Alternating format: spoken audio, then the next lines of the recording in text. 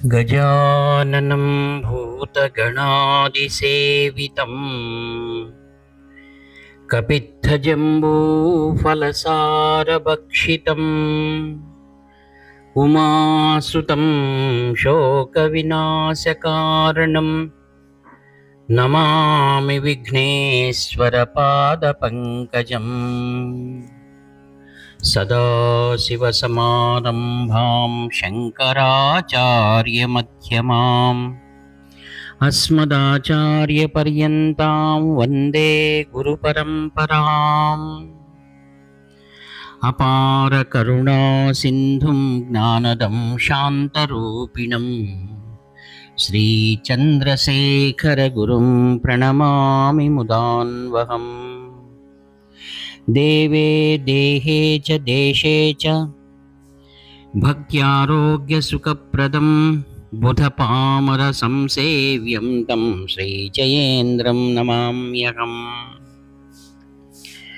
नमामः शङ्करान् वाक्यविजयेन्द्रसरस्वतीं श्रीगुरुं शिष्टमार्गानुनीतारं सन्मतिप्रदम् श्री सत्यचंद्रशेखरेन्द्र सरस्वती स्वामिने नमः।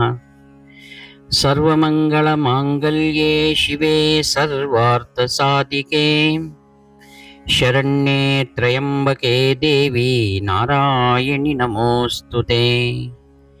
जय नारायणि नमोस्तुते। ప్రియమిత్రులందరికీ కూడా హృదయపూర్వక ధన్యవాదాలు. ఆత్మీయులారా, శ్రీ కాంచి కామకోటి పీఠం సర్వజ్ఞ పీఠం మూలాంనాయం ఆదిగురు శంకర భగవత్పాదాచార్యులు అందించినటువంటి ఆధ్యాత్మిక సంపత్తు, వాటిని సామాన్య జనుల నుండి మహాత్ముల వరకు తీసుకువెళ్ళేటువంటి గురుతర బాధ్యతను తమ భుజస్కంధాలపైన మోయిచున్నటువంటి పరంపర 71 పీఠాధిపతిపుడు అవిచ్ఛిన్న పరంపర.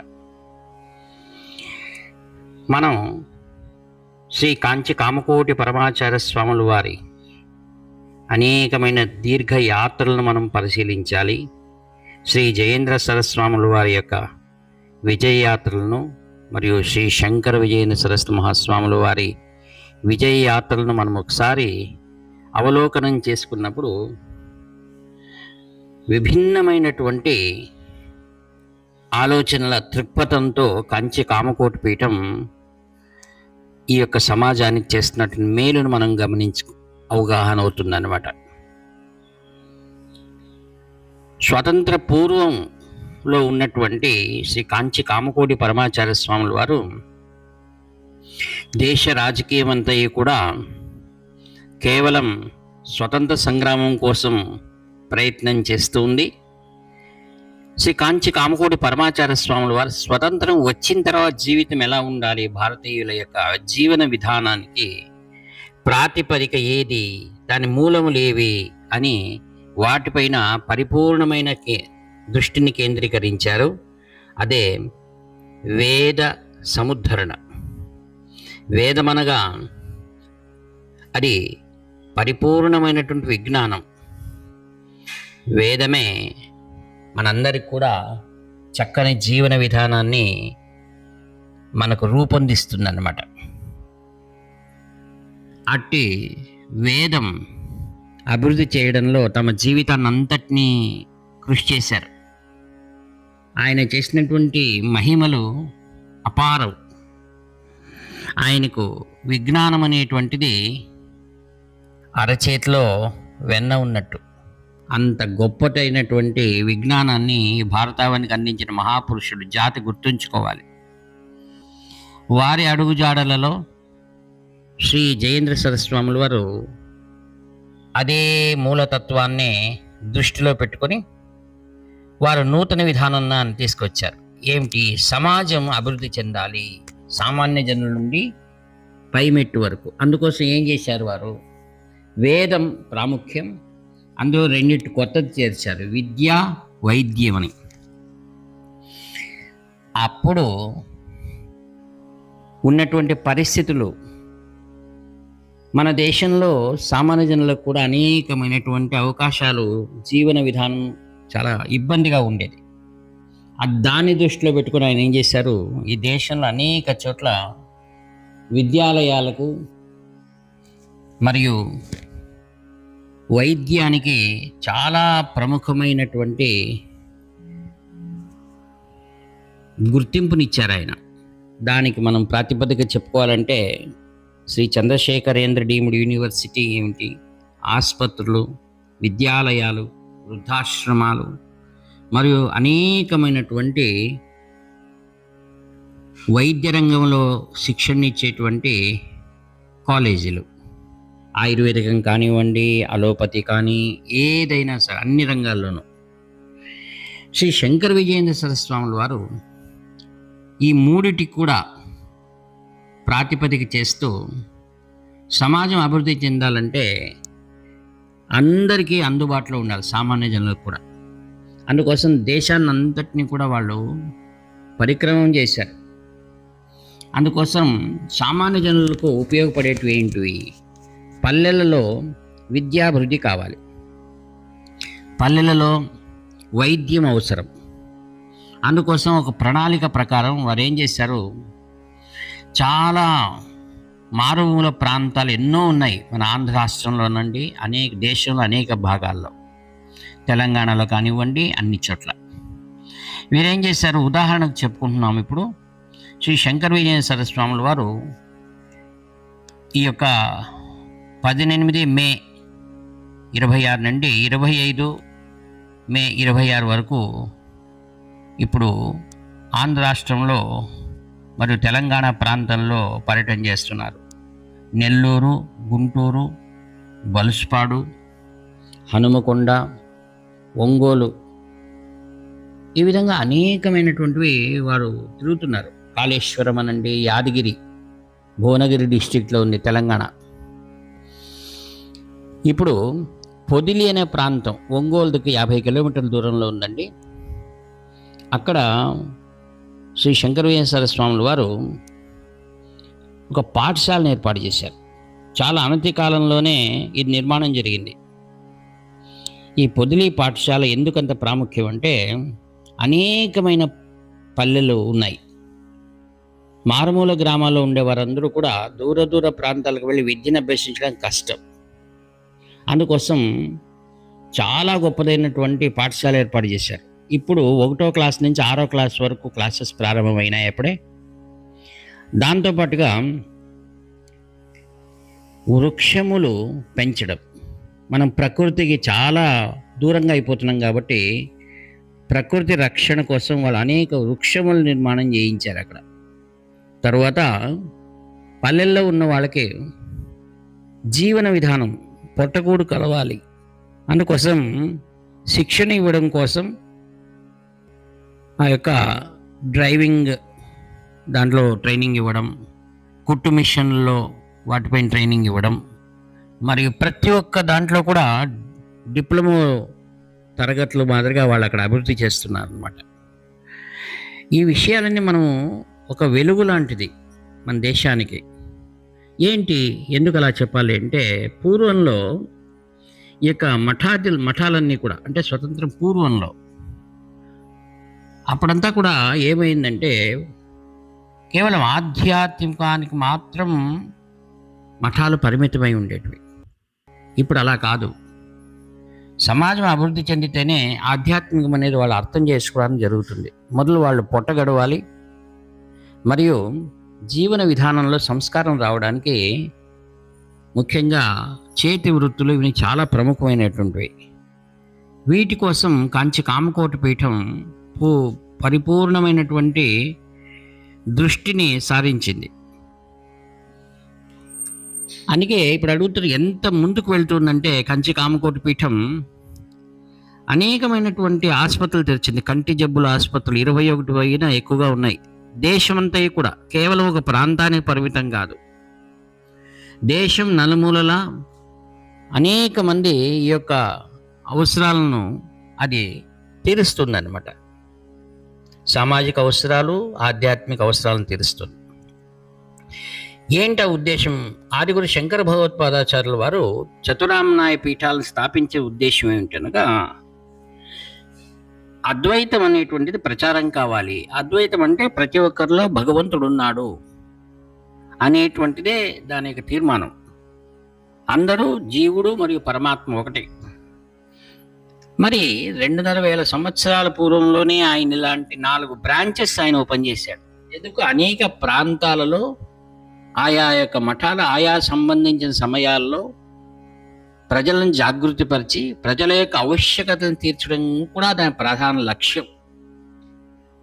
అందుకే చాలామంది ఛాందసవాదులు అనుకున్నట్లు కేవలం ఆధ్యాత్మికానికి మాత్రమే పరిమితం కాకూడదు.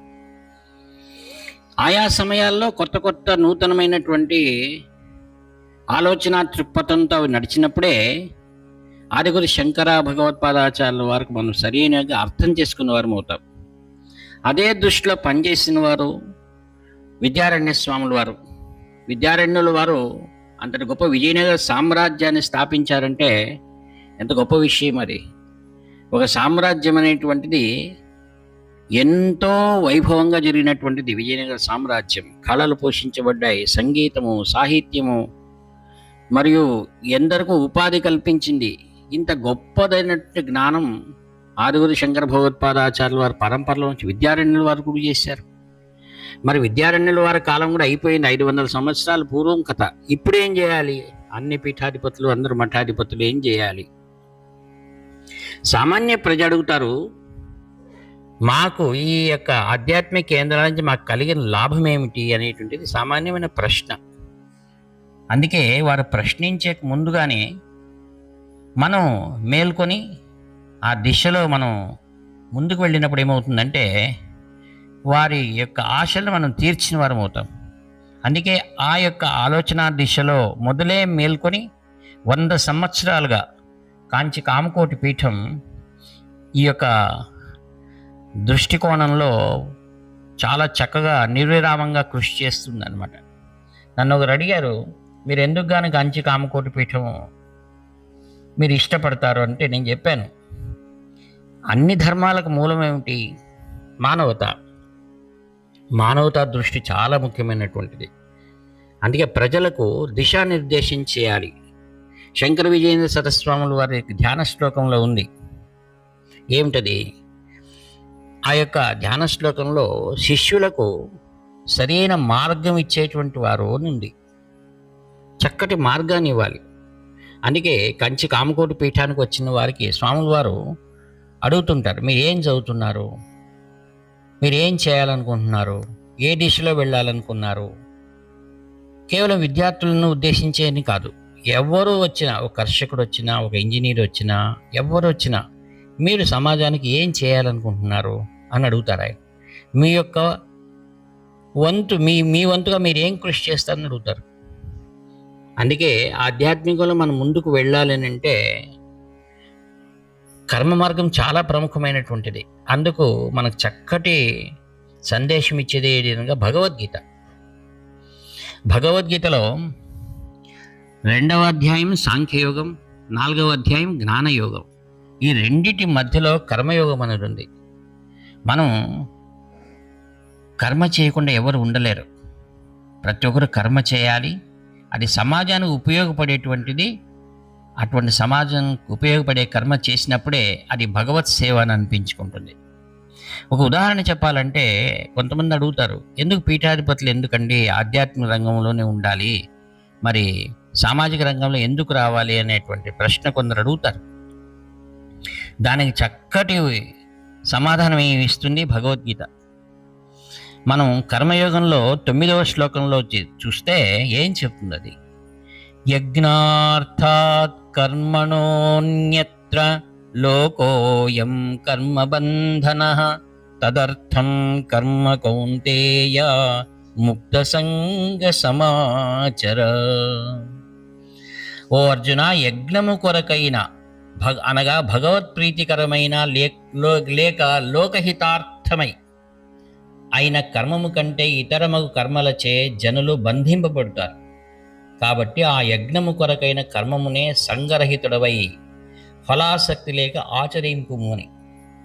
మన యొక్క సనాతన ధర్మం ఏం చెప్తుందంటే కర్మ చేయాలి, నిష్కామ కర్మ చేయాలి, సమాజం కోసం చేయాలి, నీ ఎదుటివాడి కోసం చేయాలి.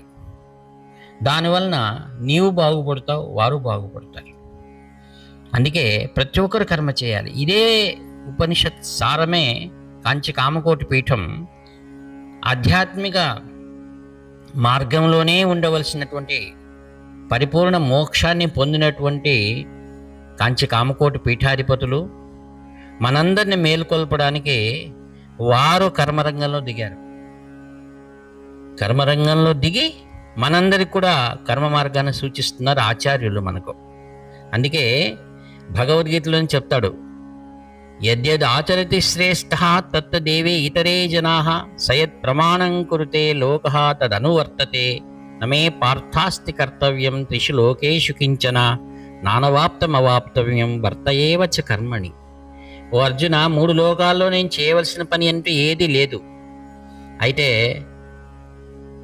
నేనే ఊరిగా కూర్చుంటే నన్ను చూసి మిగతా వారు కూడా అలానే ఉండిపోతారు. అందుకే ఆయన యుద్ధంలో సారథి అయ్యాడు. జీవితం అంతయు కూడా నిష్కామ కర్మగా కర్మను తాను చేసి మనకి ఈరోజు మార్గదర్శనంగా భగవద్గీత సూచిస్తుంది. కావున అటువంటి మహాపురుషులే విజయయాత్రలు చేస్తూ, యాత్రలు చేస్తూ, ఇలాంటి దేవాలయాల నిర్మాణం ఏమిటి, పాఠశాలల నిర్మాణం ఏమిటి, వైద్యాలయాల నిర్మాణము, ఇవన్నిటిని వాళ్ళు చేస్తున్నారు. కావున మనమందరూ కూడా మేల్కొని మన సరి అయినటువంటి దృక్పథంలో మనం నడిచినప్పుడు తప్పకుండా ఈ భారతదేశం అగ్రరాజ్యంగా అతి త్వరగా చేరుకోవడంలో ఎంత మాత్రం సందేహం లేదు. నేడు మిగిలి ఉంది మనకు కేవలం కర్మ మార్గమే.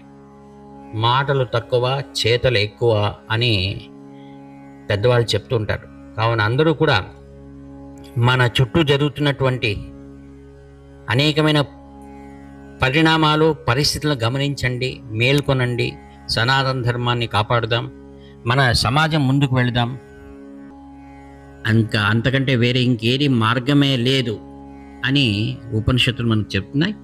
కావున అందరూ కూడా సమాజ శ్రేయస్సుకై బాగుపడేటువంటి ఆశీర్వాదాన్ని సద్గురులు మనందరికీ అనుగ్రహించి ప్రార్థిస్తూ ఈ వాక్పుష్పములను భరతమాత పాదపద్మము సమర్పి సెలవు తీసుకుంటాను. ఇట్లా మీ ఆత్మీయ మిత్రుని వర్తి నాగభూషణ శర్మ.